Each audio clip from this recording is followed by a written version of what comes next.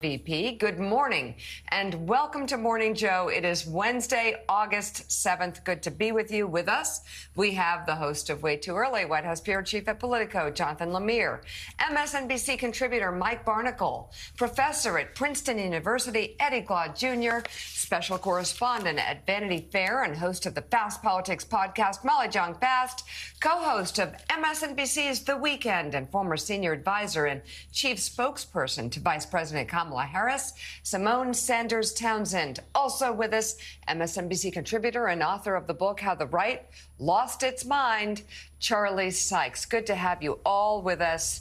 So just hours after Kamala Harris announced Governor Tim Walz as her running mate, the pair held their first joint rally before a packed crowd at Temple University in Philadelphia last night. Thousands of supporters stood in the rain, wrapped around blocks, hoping to get into the 10,000-seat venue. According to the Harris campaign, there were 14,000 attendees in the arena and overflow area.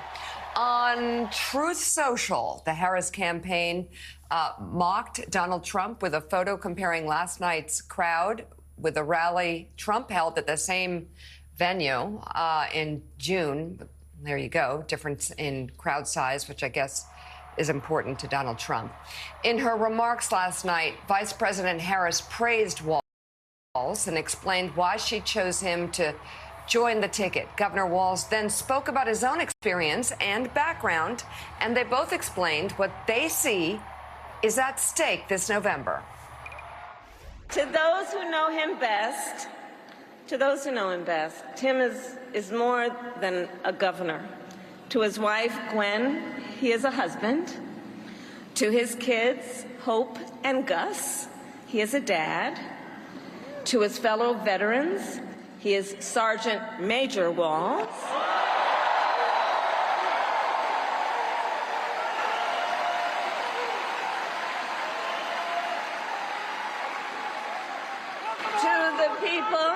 To the people of southern Minnesota, for 12 years, he was congressman.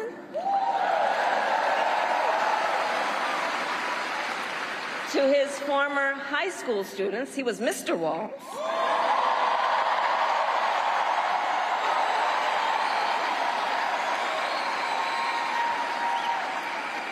And to his former high school football players, he was Coach.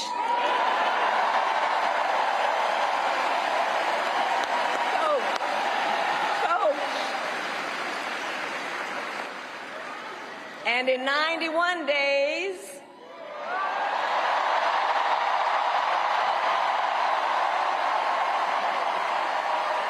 the nation will know Coach Walz by another name, Vice President of the United States.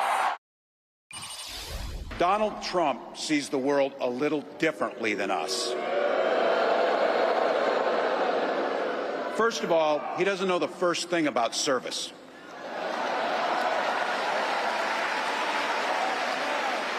He doesn't have time for it because he's too busy serving himself. Again and again and again, Trump weakens our economy to strengthen his own hand. He mocks our laws. He sows chaos and division. And that's to say nothing of his record as president. He froze in the face of the COVID crisis. He drove our economy into the ground. And make no mistake, violent crime was up under Donald Trump.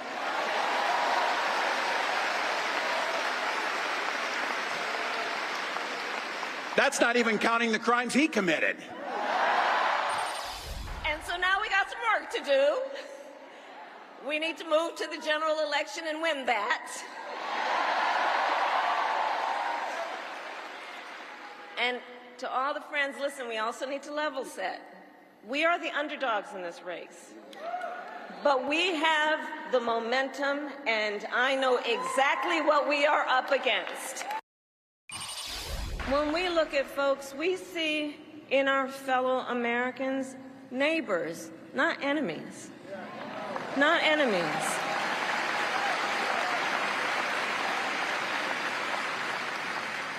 And so my promise to you is this. Our campaign will reach out to everyone, from red states to blue states, from the heartland to the coast, in rural, urban, suburban, and tribal communities.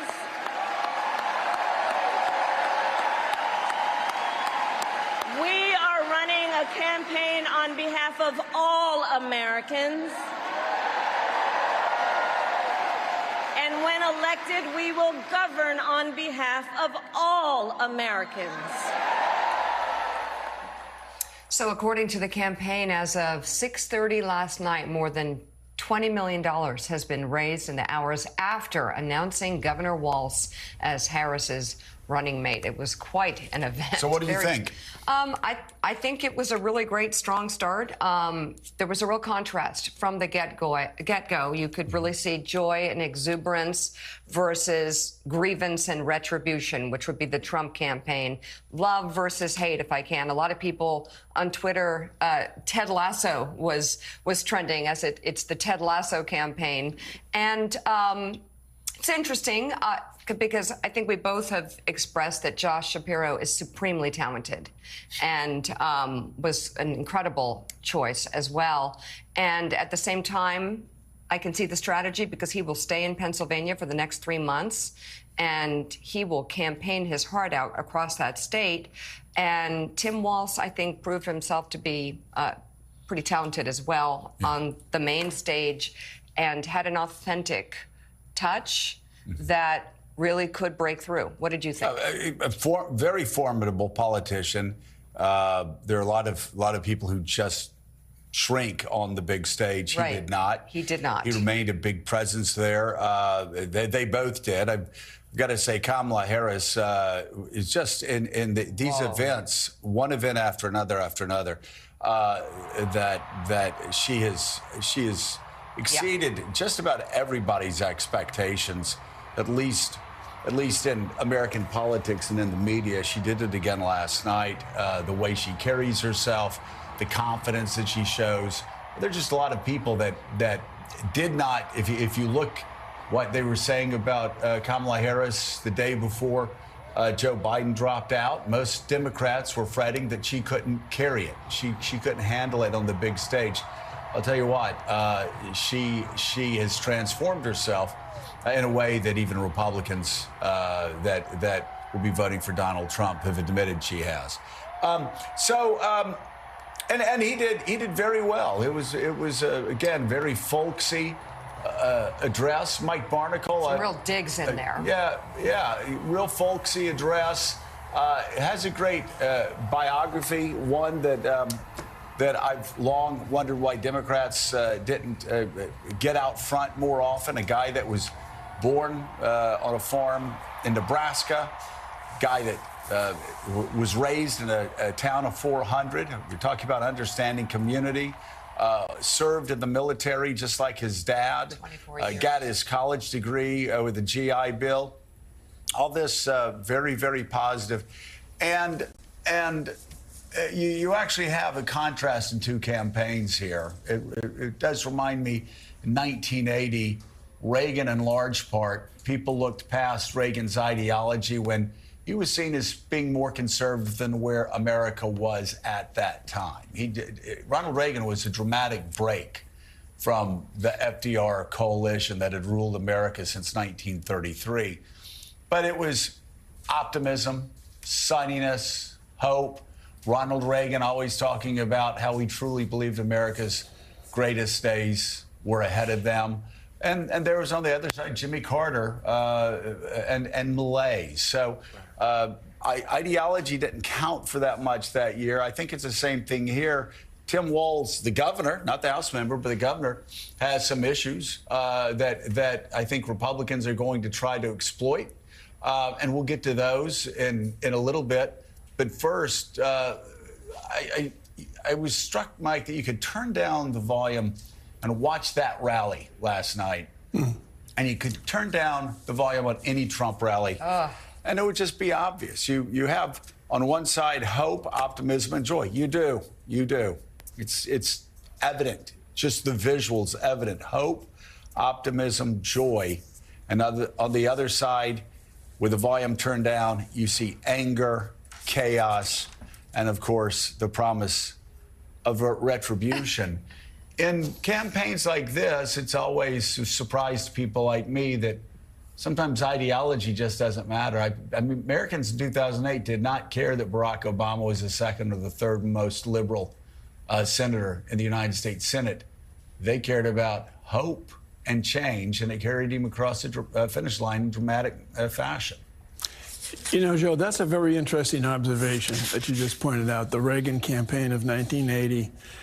Watching the coach, and I'm going to call him the coach from now until Election Day, watching the coach yesterday and watching the vice president yesterday, it was mesmerizing in the sense that it's been a while since I've seen a rally like that, either on TV or in person. And watching it, you could just sense the power in the hall. And it was the power of joy, the power of laughter, the power of hope for the future, but especially the power of those who were in the hall and those who were thinking or considering voting for this ticket, the vice president and the coach. For those considering voting for the ticket, giving them the power to think that they're participating in something that will put a smile on your face. It's been a long time since any aspect of American politics has put a smile on anyone's face. And these two people yesterday managed to put a smile on the nation's face. Yeah, the contrast was so evident and front and center. And Walz, this is what they build him as. He's got that folksy Midwestern charm. I think it's right to spend time on his biography. It is very impressive. Mike is right. The moment where the vice president referred to him as coach and they kept repeating it, coach. That's going to be a thing. I think that's clear, and the campaign recognizes that. Walz talking about how the Republicans have tried to take away abortion rights. And he talked about how in Minnesota, even if you don't agree on the same thing, you respect each other's privacy. He said something along the lines of mind your own damn business when it comes to whether or not the government has the ability to oversee a woman's body. That line also going to be a thing. Mind your own damn business. And we saw there. Now, look, we'll get into it as the show goes on about the choice to not select Governor Shapiro. But we have reporting from inside the room over the weekend. Walz really impressed Harris when he sat down and said, look, I have no further ambitions. I'm not eyeing any other job. I just want to be here. I want to serve you as your running mate and your vice president. I'll do whatever you need to do. I'll say what you want me to say. I'll go wherever you want and not go wherever you want. And that really impressed Harris. And the two, we're told, immediately clicked. And we certainly see, Simone, that Walz is someone who is going to play in the Midwest. This is going to be Michigan. This is going to be Wisconsin. It'll be Western Pennsylvania, to be sure. He's also, because of his voting record, similar to Harris's. They think that he is more beloved, will be better accepted by some of the more progressives, the more liberals, the young voters who might have, fair or not, resisted the Shapiro pick.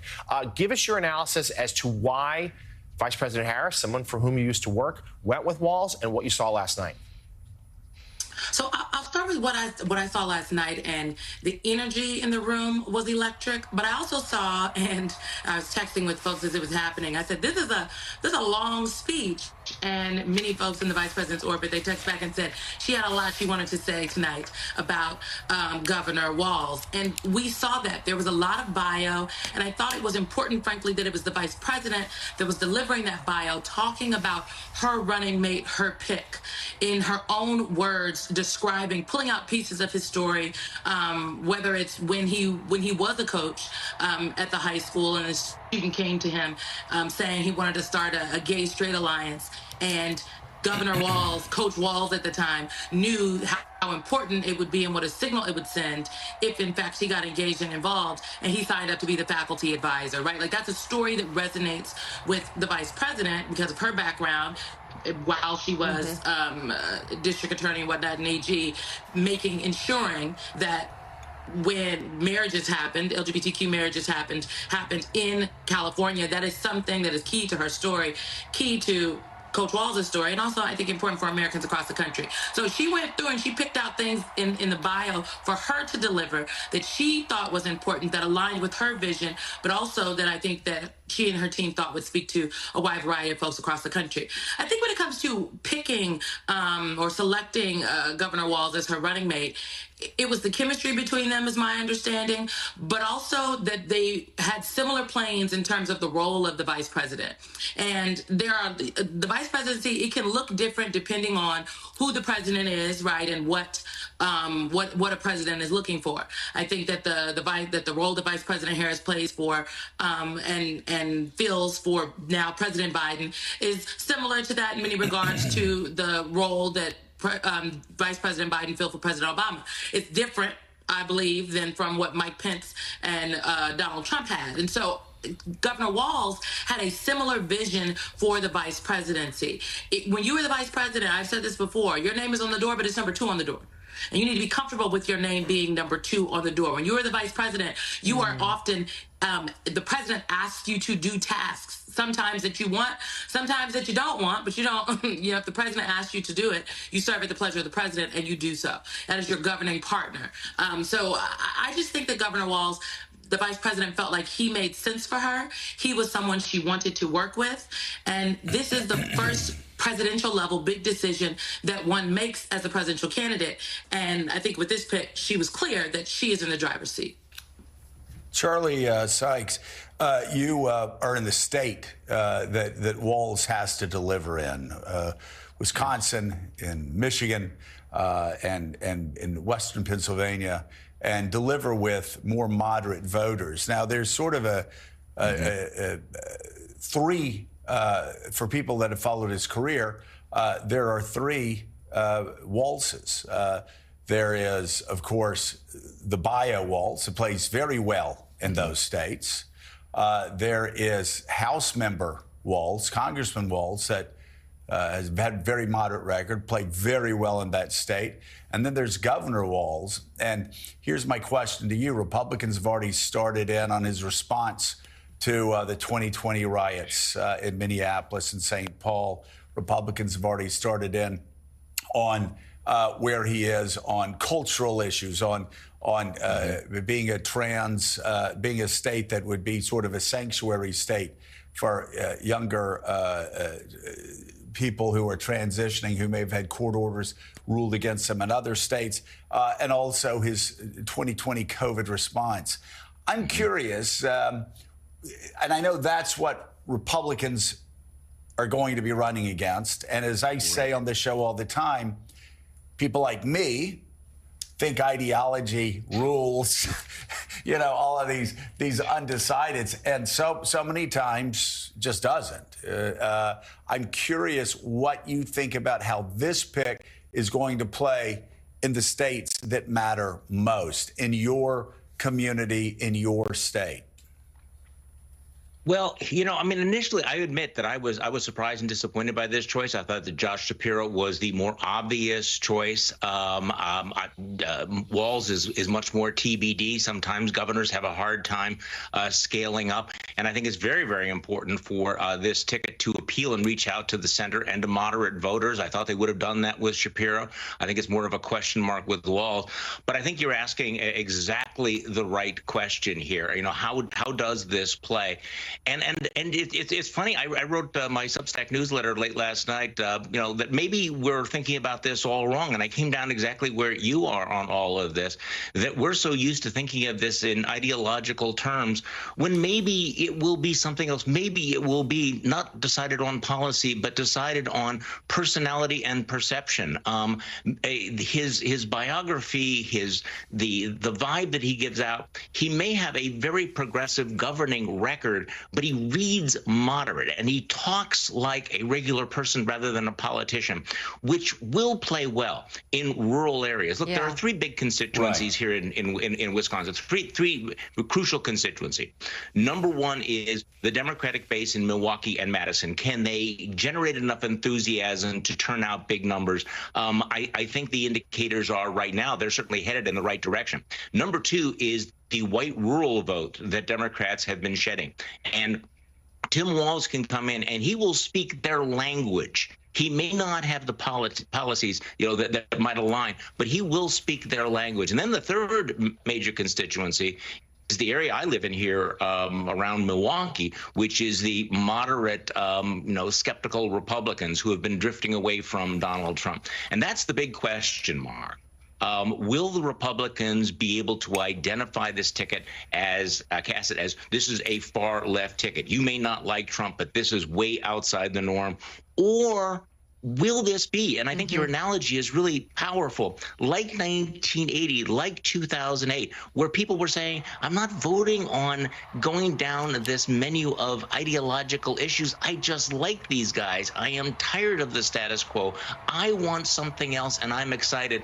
And just one last point about that rally, which was truly extraordinary. I mean, first of all, as I said before, governors often don't scale up. He looked ready for the moment, but that was the kind of energy you usually see in late October, not early August. And I am wondering what kinds of crowds he's going to turn out here in Michigan and Pennsylvania, because this enthusiasm is not speculative. It's real. It's there. And I'm going to be very interested to see how it plays here.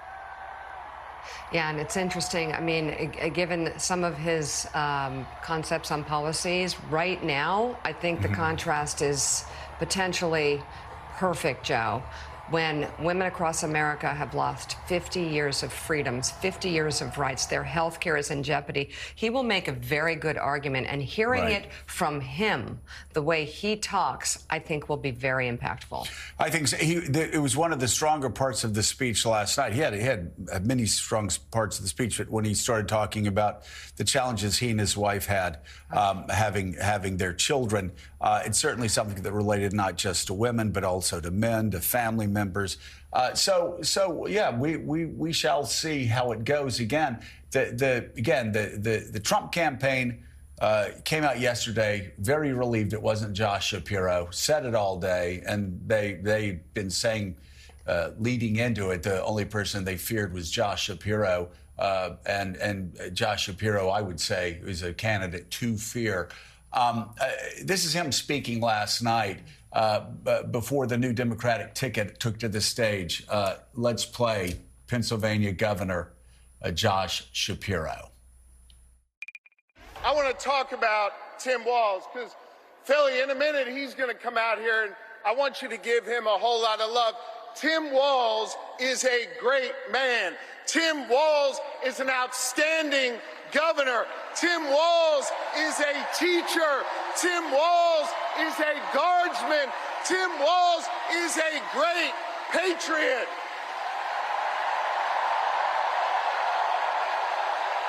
He is. And I'll tell you what else. Tim Walz is a dear friend. I lean on my family, and I lean on my faith, which calls me to serve. And I am proud of my faith.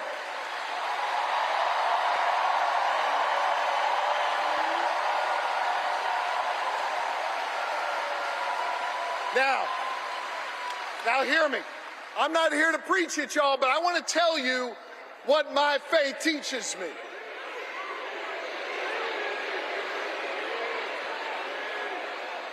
My faith teaches me that no one is required to complete the task, but neither are we free to refrain from it. How good is Josh Shapiro? So good. He's so good that he can be a Jewish guy in a big arena. Being asked to getting preach. ready to talk about the Old Testament and having people shouting, preach, preach. That does not happen all the time for that will help a lot. For Jewish politicians in that setting. So Eddie, he is great. You know, a lot of times people say, oh, this party, that party has a deep bench. And then you actually look at the bench, you can't even find a guy that can shag fly balls for you without hitting him in the head, knocking him out. But in this case, they do. I want to just talk more about the joyousness of the occasion. And that's a term that you don't really affix to political rallies, certainly not in this age. But starting with Josh Shapiro, then going to Kamala Harris, then going to Tim Walz. And this review by none other than David Brody, Christian Broadcasting Network, who has not been a fan of Democratic tickets for a very long time. And he wrote this: Trump supporters may not want to hear this, but Kamala Harris and Tim Walz were very good tonight in Philadelphia.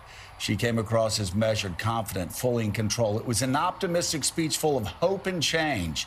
Cue 2008. Meanwhile, Walz showed off his folksy and feisty Midwestern persona. It looked natural. It felt organic.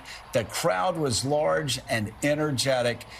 We'll see if it holds, but this race feels different, and polling suggests it is different. The Trump campaign has lots of work to do ahead, to be sure. And I'll be honest with you, there are times I was looking last night, and it seemed to me that this, Eddie, was different in a way that no presidential campaign has been different in my lifetime, save for Reagan when I was very young, and Obama in 2008. There was a movement. It seemed to be a change election, and with both of those earlier campaigns, for the base and for a lot of people in the middle of America, it just was joyful. It was exuberant. It seemed to transcend politics. Yeah, Joe, I think that's absolutely right. First, we want to acknowledge the magnanimity of Josh Shapiro, framing what we saw, what we experienced, right? And that's something we haven't seen. Usually we see bitterness. We see a kind of selfishness in the political space. At least that's what we've seen over the last 8 to 10 years. And so he framed that. But what I think is really important for us to understand, this isn't 2008. This isn't 1980, although I can understand the analogies. What's different? The difference is that we've experienced Donald Trump over these last years. We've experienced the vitriol and the hatred of our politics. And you know what, Joe? What else we've experienced? We've experienced mass death. We can't forget the impact of the pandemic on us. Over 1 million of our folks are dead.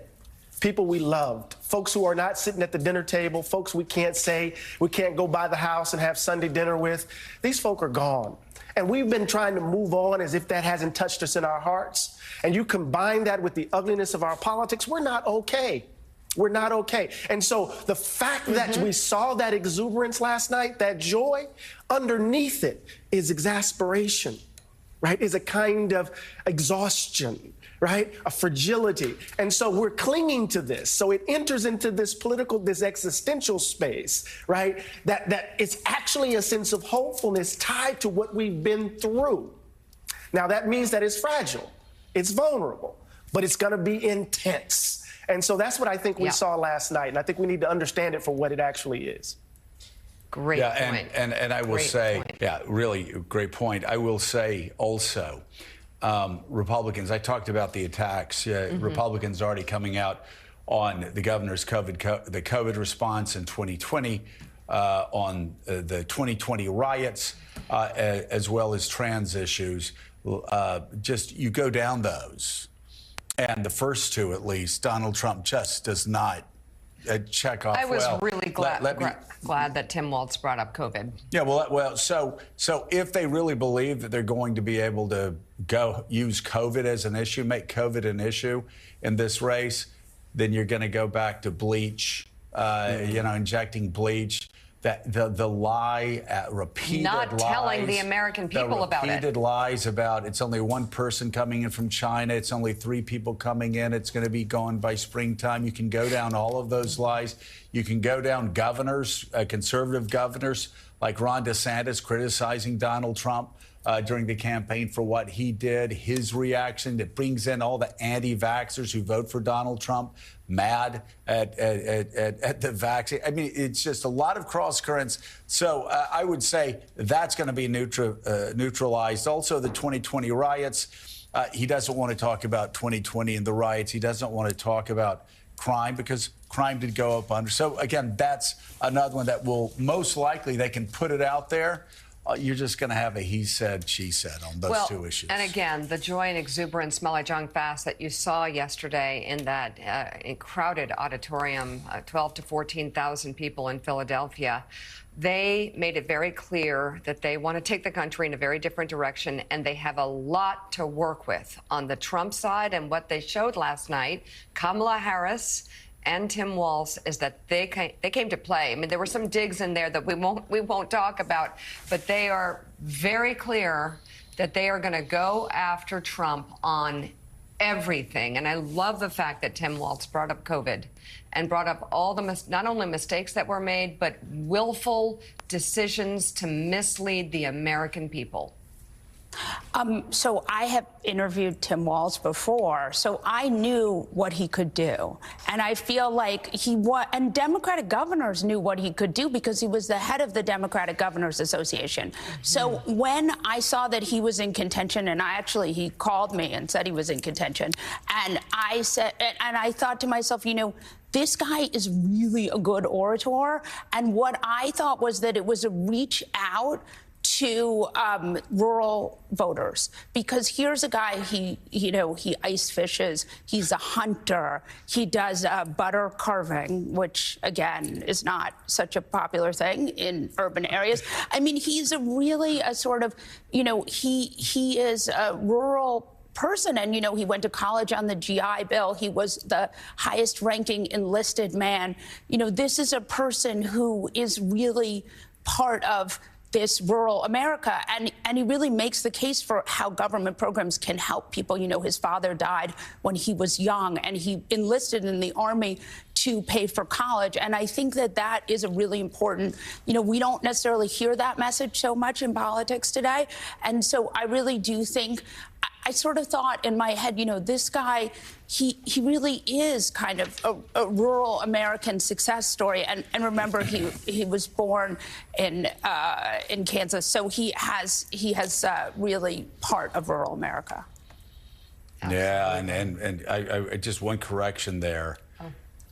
There is butter carving in urban areas. Mike Barnacle and I have engaged in butter carving. Yeah. We've attempted to for years. The problem is we get halfway down the sculpture, and I start eating the butter, and then Barnacle joins in. So we started, but it always ends very badly. Okay. One other thing, Mike, you're the only one old enough to remember this along with me. Did you notice this guy, and it makes sense because he's a Midwest guy, kind of picks up the Jack Benny moves. You remember Jack Benny? Right when he's about to deliver a line. Benny would do this, and he would then he'd kind of grab it. Yeah. He's got that. And by the way, that is a compliment. I mean, everybody loved Jack Benny, but it's an old comedian who's long past. But it is funny. His movements look like borrowed from Jack Benny. Some of the shrugs from Johnny Carson. So there you go. He has a sense of almost perfect comedic timing as well. The line that he dropped about Donald Trump in his remarks yesterday, and that's not even counting the crimes that he committed, referring to Trump's presidency. But he's also got something else when you look at him. He's not going to make anyone afraid of him. He's the most openly friendly candidate we've seen in quite a while. There's a bit of Reagan-esque openness and friendliness toward him. And the most important aspect of Coach Walz, I would think, is this. He knows, as does the running mate, the vice president who's at the top of the ticket, they both know that elections are about tomorrow. Elections are about the future, not yesterday. The other two guys running on the Republican ticket, they constantly refer to things that happened 4 years ago. They can't give it up. Yeah. They can't stop talking about it. America wants to know where we're going to be 4 years from now. We know what happened 4 years ago.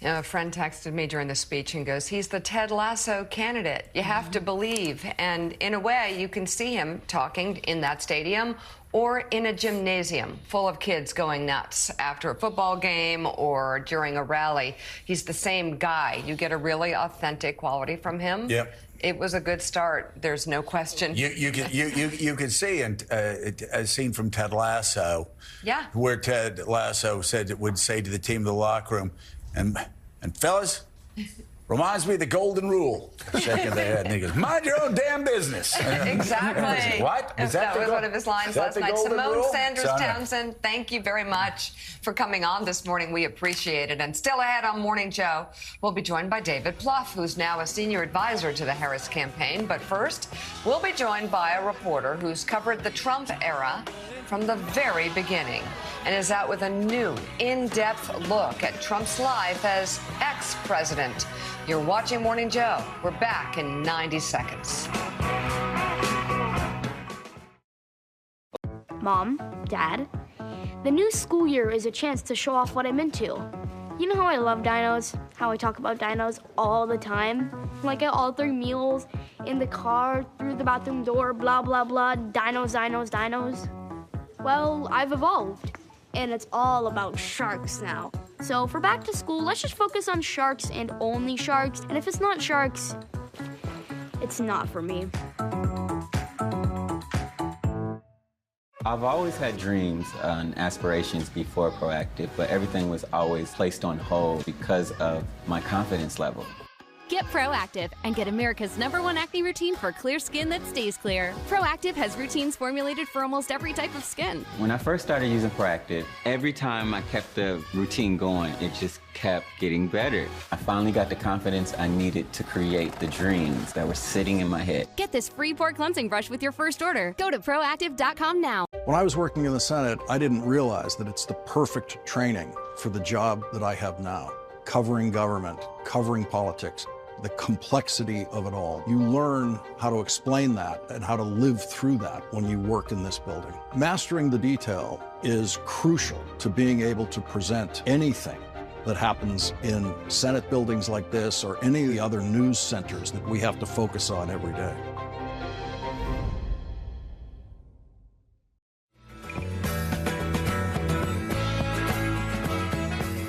Live shot at the Capitol at 6:38 Eastern Time. Time now for a look at some of the other stories making headlines this morning. Ukraine has reportedly launched an incursion into Russian territory, one of its largest cross-border assaults of the war, the Russian Defense Ministry said.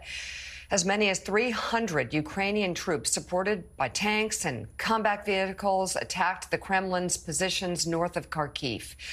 Ukraine regularly strikes at targets inside Russian territory, but infantry raids are rare.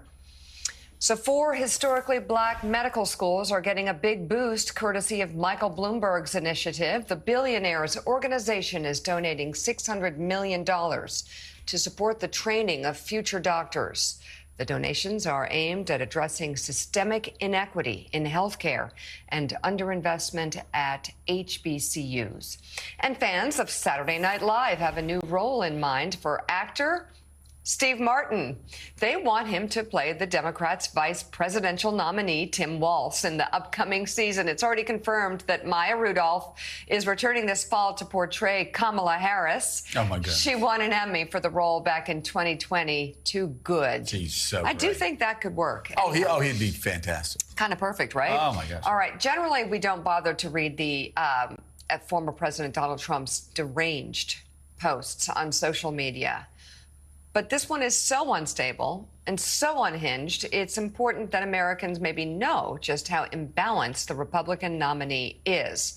So here goes. Trump writes in full, quote, "This is the most radical left duo in American history. There has never been anything like it, and there never will be again. Crazy Kamala is indeed crazy. I hear there is a big movement to bring back Crooked Joe. What are the chances that Crooked Joe Biden, the worst president in the history of the U.S., whose presidency was unconstitutionally stolen from him by Come Blah Blah, Barack Hussein Obama, Crazy Nancy Pelosi, Shifty Adam Schiff, Crying Chuck Schumer, and others on the lunatic left. Crashes the Democratic National Convention and tries to take back the nomination, beginning with challenging me to another debate. He feels that he made a historically tragic mistake by handing over the U.S. presidency, a coup, to the people in the world he most hates, and he wants it back now. So Charlie, campaigns are about contrasts, and that's exactly what I was saying before. There are issues to go after Tim Walz on if you're a conservative, and yet Donald Trump, as the Wall Street Journal editorial page always says, never provides that space because he's always doing things like that. But what a split screen if you are a suburban voter in outside of Milwaukee, outside of Detroit, outside of Philly, outside of Atlanta. If you're in the northern suburbs of Atlanta and you didn't vote for Trump in 2020, but you think you might in 2024, there's your split screen. Look at them smiling on stage. Look at the fun. Look at the screaming crowds. It looks like winners. And I will say, as a Republican, and you were a former Republican, I was a former Republican, I'm not used to Democrats looking like winners. They're usually in a crouched position. They're usually scared of their own shadow, the exception being Barack Obama. But again, the visuals yesterday were striking, and compare that with Donald Trump's lonely rants on Truth Social. That is a striking contrast, is it not, for suburban swing voters? It is a striking contrast, and it's also important context. I want to go back to something that Mike Barnacle said. You know, you look at Tim Walz, and he's not a scary guy. You know, I was thinking about what it was about him that was sort of, hitting me. And it was like, I know this guy. A lot of people, in a place like Wisconsin, know that guy. They had that guy as their coach. They know that guy from down the street. He talks like them. And I think that's going to be very, very powerful. You may disagree with him on policy, but he's going to explain it in terms that you understand. But I'm so glad that you brought up this post by Donald Trump, this gibbering nonsense. I mean, can we just say it? This man is not well. So while we're talking about, the policies of the Democratic ticket, take a deep breath and recognize that the former president of the United States is having this cognitive mental breakdown in real time. In plain view. I mean, what is that paranoid maundering that he's going on about? And this new nickname, which is not a typo, the Kamabla. I mean, I'm sorry, Joe and Mika, what the hell is that? What does he think he's doing? I mean, this is a guy who, once was kind of like the master, right? I never bought it, but, would come up with nicknames. He doesn't have that touch anymore, right? It feels like the old guy is just, reaching back, throwing spaghetti and ketchup against the wall. But I'm guessing that most people are looking at that tweet and going, are they going to get this guy help? Is there something going on with him? Because this certainly does not sound like somebody who is doing well or is feeling confident. So whatever concerns you might have about the Democratic ticket, this is important to sort of take a deep breath and say, meanwhile, over here, the former president of the United States is losing his freaking mind. Yeah. Joining us now, the national political correspondent at Politico, Meredith McGraw. Her new book out now is entitled Trump in Exile.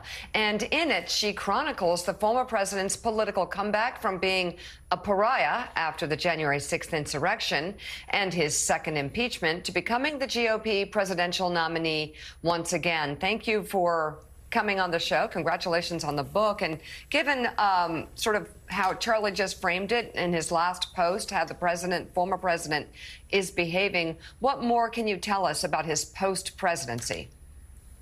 Well, I really think this book is so essential to understanding how we got here and this moment in history and, where Trump is. I spent time after Trump left the White House covering him for Politico, but for this book, I talked to former aides, advisors, lawmakers about his time out of office and everything from the team around him and how they crafted his political endorsements and fundraisers to how they prepared for this next run for the White House. And, you know, as you see him post on Truth Social, as you saw about this new Harris-Walz ticket, I think there's a lot in here that sort of underscores his mindset as we go into this 2024 election. So, Meredith, you've obviously spent a lot of time thinking about, writing about, dwelling on Donald J. Trump. With regard to the Truth Social that Joe read, I'm wondering, Trump is, in a sense, because he's a former president, isolated a lot from ordinary people, grocery shopping, things like that, ordinary people.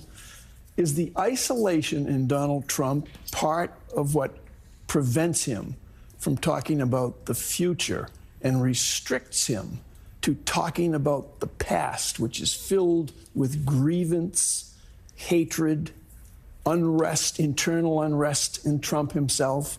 Is that part of what's going on here? You know, I think that's an interesting observation. You know, when he left the White House, his isolation helped him in some ways. I think Mar-a-Lago and I think the people who surrounded him, I think that formed a kind of cocoon around him. And that, I think, fueled his political comeback, if you will, in some ways. But, you know, in this moment, I think he is hyper aware of the political risks involved at this moment. And you see how tight things are in the polls. You saw how the Harris-Walz campaign is getting on Truth Social, is talking about crowd sizes. And, you know, I think there really is an understanding of the risks for him going into the election. How much do his legal problems, and there are many, factor into his decision-making? I think it definitely played a role in his running in 2024. He had already made up his mind that he was going to run in 2024 before the raid in Mar-a-Lago, for example. But I definitely think it emboldens him in a lot of ways. But at this moment, for him, it is about proving that he can win again. I think more than anything, that motivates him. The new book, Trump in Exile, is on sale now. Author and national political correspondent for Politico, Meredith McGraw, thank you very much for coming on the show this morning. We appreciate it. And still ahead on Morning Joe, it was another banner day for Team USA at the Summer Olympics. We'll show you all the golden finishes. Plus, Willie Geist joins us live from Paris. Morning Joe is coming right back.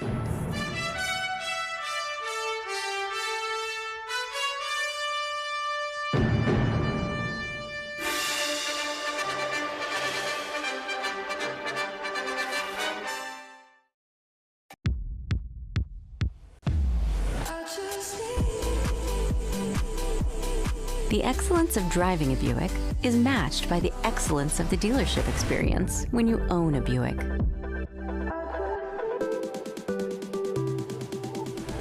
Buick, exceptional by design. Get 0.9% APR. Plus, current eligible non-GM owners get $3,000 purchase allowance on this 2024 Encore GX. That's 10% below MSRP. You might be used to living with your albuterol asthma rescue inhaler, but it's a bit of a dinosaur because it only treats your symptoms, not inflammation. Treating both symptoms and inflammation with rescue is supported by asthma experts. Finally, there's a modern way to treat symptoms and asthma attacks. Air Supra is the first ever dual-action rescue inhaler that treats your asthma symptoms and helps prevent attacks. Air Supra is the only rescue FDA approved to do both. Air Supra is an as-needed rescue inhaler and should not be used as a maintenance treatment for asthma. Get medical help right away if your breathing does not improve, continues to worsen, or for serious allergic reactions. Using Air Supra more than prescribed could be life-threatening. Serious side effects include heart problems, increased risk of thrush, or infections.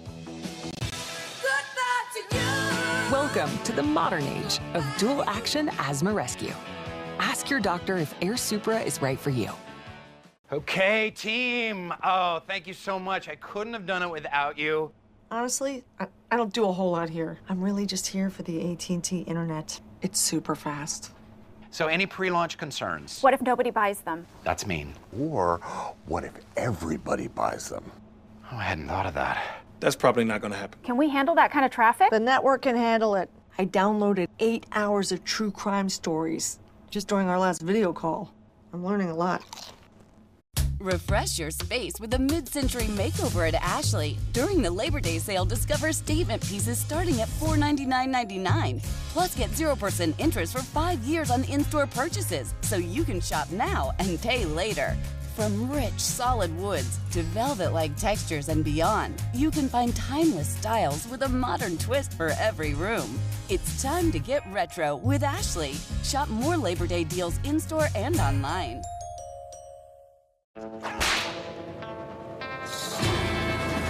Out here in the AI Wild West, bad guys only want one thing. All right, ladies and gentlemen, hand over the customer data and nobody gets hurt. They'll do anything to get it, even daytime robbery. Purchase history, financial records, chat transcripts. Please, not my Q3 sales forecast. Put it in the bag. By the time people wake up to what's happening, well, that train has left the station. Let's get out of here, come on. That is.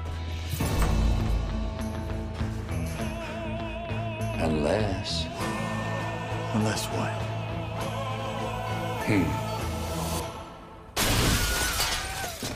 Unless you never let them on board in the first place. Don't get robbed by bad guy AI. Salesforce AI never steals or shares your customer data. Get more from your water with sugar-free hydration. Proprietary amino acid allulose blend. No artificial sweeteners. Superior hydration than water alone. Tear, pour, live more. Liquid IV. When your home needs work, where do you go? Angie. That's where Angie came in. With Angie, find top-rated certified pros in your area. Plus, compare quotes and pricing to help you get all your jobs done well. Find top-rated certified pros in your area at Angie.com. One of the things I like about what I get to do is that each day is pretty unique. I might find out that there's not a lot of new numbers in the world today, and so today's going to be a day I'm going to spend researching. The only way to really be prepared is to get it all in my brain ahead of time.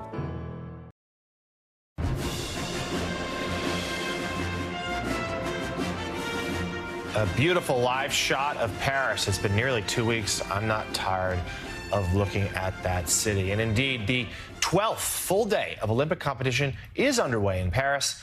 After yesterday's American gold rush, Cole Hawker won his first Olympic medal after absolutely shocking the men's 1,500-meter field to win gold, sprinting by the Tokyo Olympic champion and the reigning world champion down the final stretch to claim the thrilling title and set a new Olympic record. U.S. teammate Jared Nuguse joined Hawker on the podium by snaring the bronze.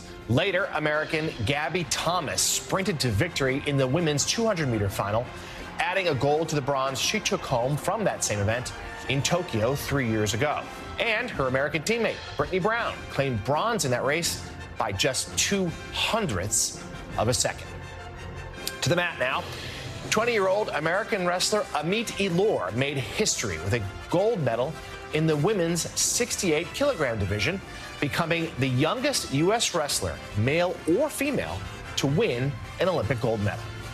Meanwhile, the U.S. women's national soccer team earned a chance to play for the gold with a 1-0 win over Germany in yesterday's semifinal match. Sophia Smith scored in the 95th minute to break the scoreless stalemate and give the U.S. the victory. The United States will play Brazil for the gold on Saturday.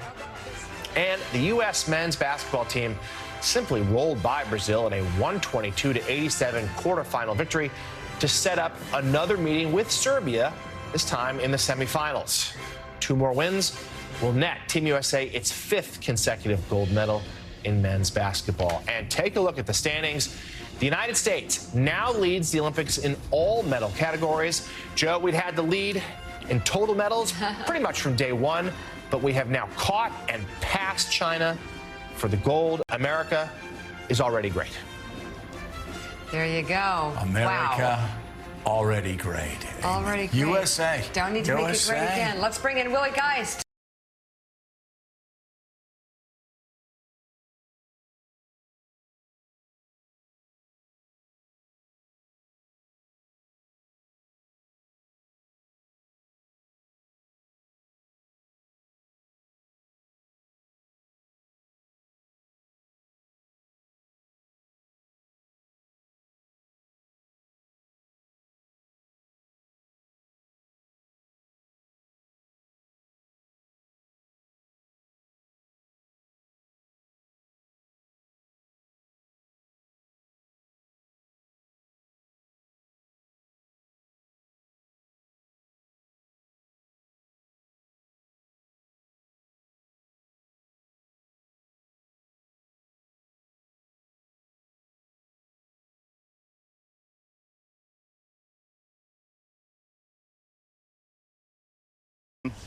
This team has beaten Serbia a couple times already pretty handily in the last couple weeks, so hoping for some gold there.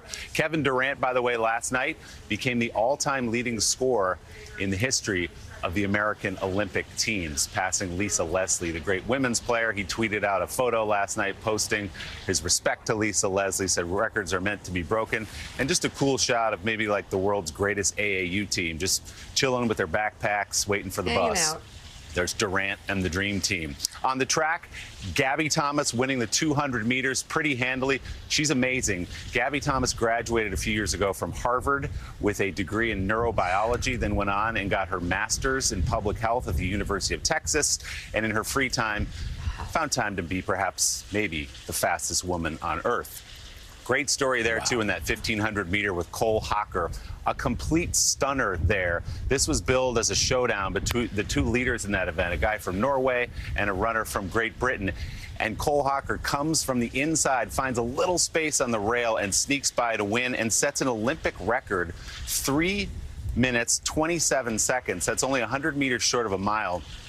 I don't know what your mile time is, Mika, but Cole Hocker's mile time is 3:48 is his record. Think about that. No. A mile and 3:48 is his record for the mile. It's ridiculous. So huge win. University of Oregon graduate from Indianapolis. He's amazing. A stat that blew me away yesterday, women's skateboarding, the park competition. Here are the ages of the gold, silver, and bronze medalists.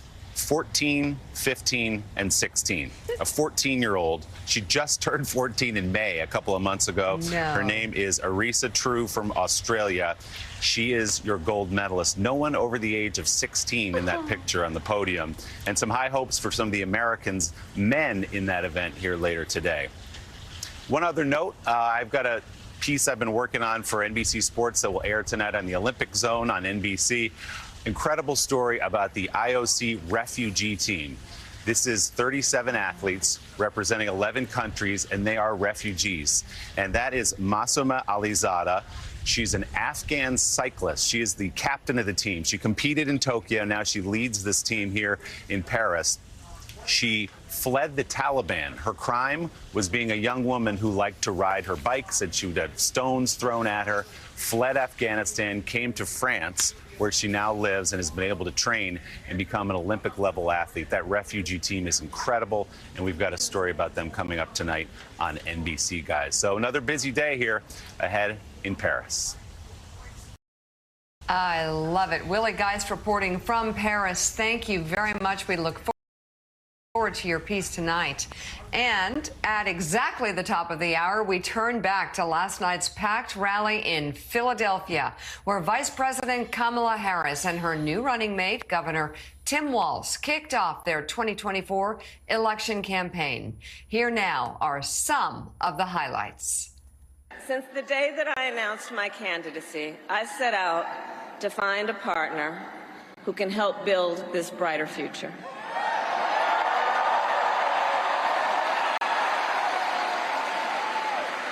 A leader who will help unite our nation and move us forward.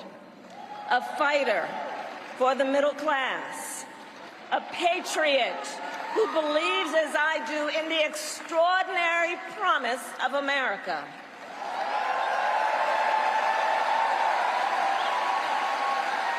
A promise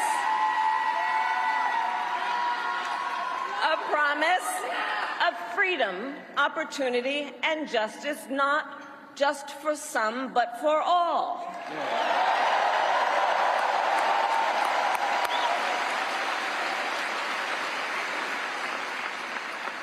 So, Pennsylvania, I'm here today because I found such a leader. Governor